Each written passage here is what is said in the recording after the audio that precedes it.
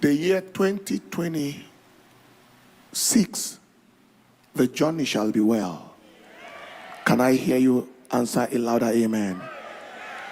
You shall go well.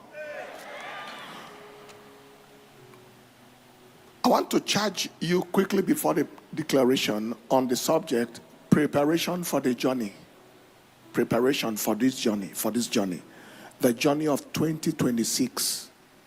Preparing for it. Genesis chapter 12 and in verse 5. God speaking to Abraham, the Bible recording Abraham said, and Abraham took Sarah his wife, and Lot his brother's son, and all their substance that they had gathered, and the souls that they had gotten in Haran, and they went forth to go into the land of Canaan, and into the land of Canaan they came. They went forth to go into the land of Canaan, and into the land of Canaan they came. What do you do if we are to end any journey well? The journey of a new year, the journey of anything. Number one, define the destination. It should be clear to you where you are going. Define the destination. They went forth to go into the land of Canaan. Define the destination. Number two, receive fueling or energy for the journey. The vehicle will get a full tank. The aircraft will get a full tank before it goes to wherever it is going. In 1 Kings chapter 19 verse 7, God speaking to Elijah, he said, eat and drink, for the journey is far. The journey is far. If the journey is far, you must sit down, eat and drink, for the journey is great. So, part of our eating and drinking in January is the 21-day fast, where we settle down to wait on the Lord and to feast on the word and to renew energy for the future. Define the destination. Receive fueling or energy for the journey. Number three, identify who and what you will need for the journey. Identify who and what you will need for the journey. What will you need this year? What will you need for your journey? Paul the Apostle speaking in 2 Timothy chapter 4 verse 13, he said, the parchments, the clock I left at Troas, and the parchments, and my books, especially the parchments, bring for me. 2 Timothy 4:13. Especially the parchments. I need my jottings. I need the books. Many of us will need a lot of books this year for the journey. We'll need a lot of information and understanding this year. Identify who and what you will need for the journey. Number four, identify who and what you will not need for the journey. There are people that may be needed or that appeared relevant before, but not anymore. Or as a matter of fact, there are people that are there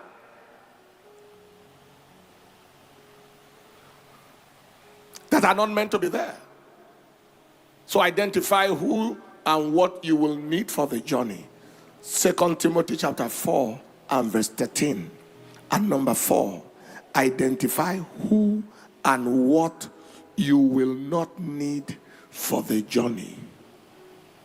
Later on, Abraham realized that he didn't need Lot for the journey. In Genesis chapter 14 verse 13 and 14, it was when Lot was separated from Abraham that Genesis 13, 14 and 15, 13, 14 and 15, when Lot was separated from Abraham, that God began to speak to him to look eastward. God asked him to get out of his father's house, but he never asked him to carry Lot along.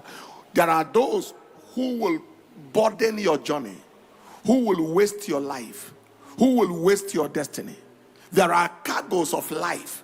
There are so-called friends and acquaintances that are weights on your journey. Identify who and what you will need for the journey. Identify who and what you will not need for the journey.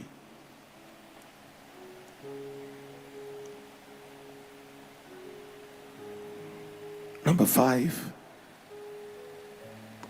don't be tired of taking steps and making moves. Be consistent in the taking of steps and making of moves. If you will keep taking steps and making moves, no matter how far any destination is, you will reach there. They went to go and into the land of Canaan they came. Genesis 12 and in verse 5. They went forth to go into the land of Canaan, and into the land of Canaan they came. For as long as they kept on taking the steps, they reached where they needed to reach. Don't be tired of taking steps and making moves.